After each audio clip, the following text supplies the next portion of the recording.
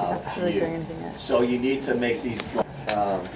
Again, you can see my superior vena cava really clearly right here, and the brachiocephalic, external jugular, left subclavian, left axillary, left brachial. It came out really nice one side.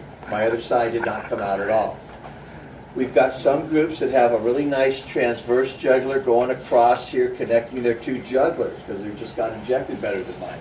If you have a good transverse jugular, say, hey, I've got a good transverse jugular, so people can see it.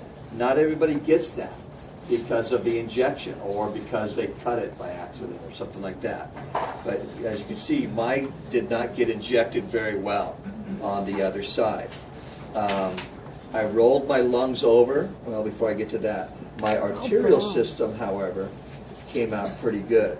I mean, you can see my two branches coming off the aortic arch very, very nicely there. Remember, the first one is called the what?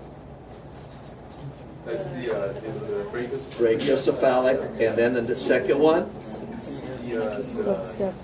Left. For the cat. This is a cat I'm looking at. Left. If I was down on this table with my guts showing, then we'd be talking human or alien or something like that. Oh no, it's Left subclavian. This is a cat.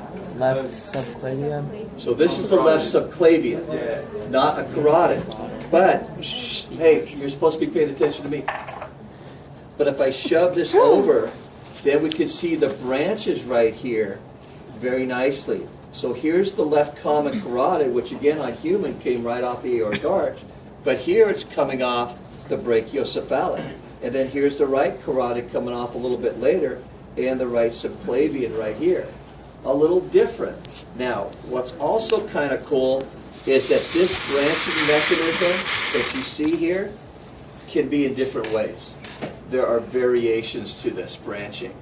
It still ends up with 3 blood vessels coming off the brachiocephalic, but how they divide it can be different. Tomorrow on the board, I'll show you those variations, and you decide if you have variation 1, 2, or 3 that is on your cat, because what's significant about that is you're seeing this variation here.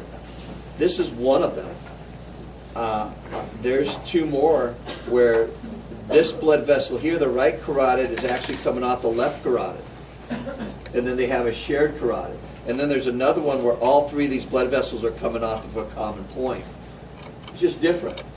Doesn't change anything. Doesn't harm the cat in any way.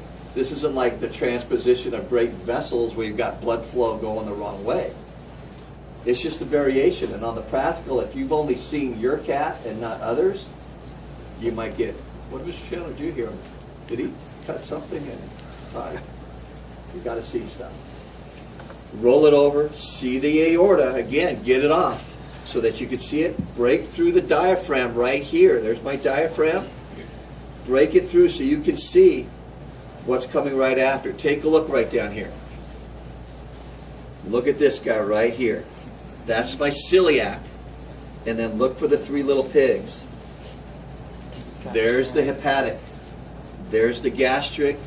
And there's the splenic. Each going to their own organs. The liver kind of goes behind the stomach and up to the liver. And then gastric and splenic. Gastric going to the stomach, splenic going to the spleen over here. Each one going to a different organ. Right below the celiac, here's the superior mesenteric going to the intestines. I follow my aorta down. I see my renal artery going to a kidney. I continue going down. Hey, there's my inferior mesenteric going to the large intestine. And then I see the branching of the aorta into the iliacs, left and right. You've got to clean up these highways and expose them all the way. Tomorrow I'm walking around to see, have you accomplished anything? Because if I see that, you haven't done anything, that's going to affect your dissection grade. You guys got to get things done. What else was I going to say? Next week, when we start doing CD number 3, we are going to be removing digestive organs out and doing some measurements, straightening out the GI tract, for example. To cut and remove, we also have to cut blood supply. So think about this.